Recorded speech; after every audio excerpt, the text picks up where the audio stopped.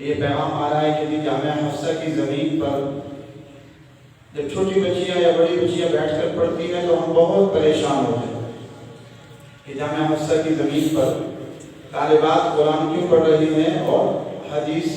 اور دیگر اسباق کیوں پڑھ رہی ہیں۔ تو میں نے انہیں جواب دیا کہ پہلے آپ اپنی شہ رگ جس کو پورے پاکستان کو کہتے ہیں ہماری شہ رگ ہے،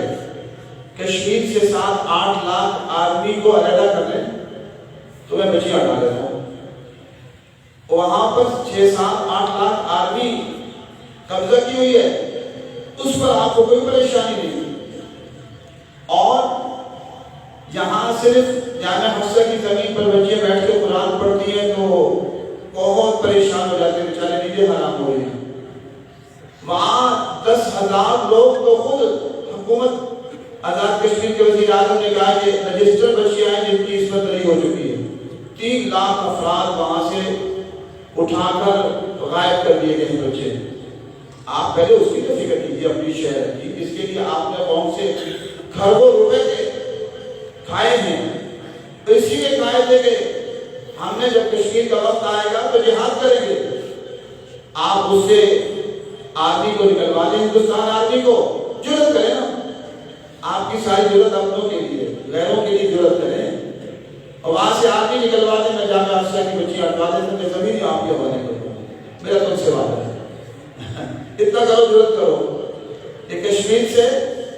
آرمی نکلوا دو اور کشمیر فتح کر لو، میں لال مسجد بھی چھوڑ دوں، چلو وہاں اور مشکل حالت ہے، جامعہ حفصہ کی زمین تمہیں ہدیے دے دوں اس خوشی میں کہ تم نے کشمیر فتح کر دیا۔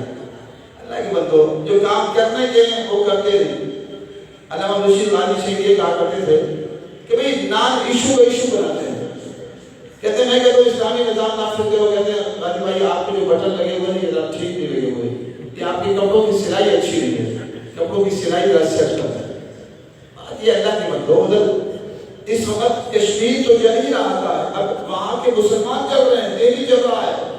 مسلمان بہنیں آوازیں دے رہی ہیں، اور ایک وزیر اعظم تقریر بھی نہیں کرتا جہاد پر۔ یہ کیسی مدینہ کی ریاست ہے؟ علماء تقریر نہیں کر سکتے جہاد کے موضوع پر کہ ابھی ہم نے جہاد کشمیر اور غزوہ ہند اور جہاد ہندوستان کے عنوان سے کانفرنس رکھی ہے، اب اس پر بھی بڑا دباؤ ہے کہ آپ جہاد کشمیر کانفرنس کر رہے ہیں،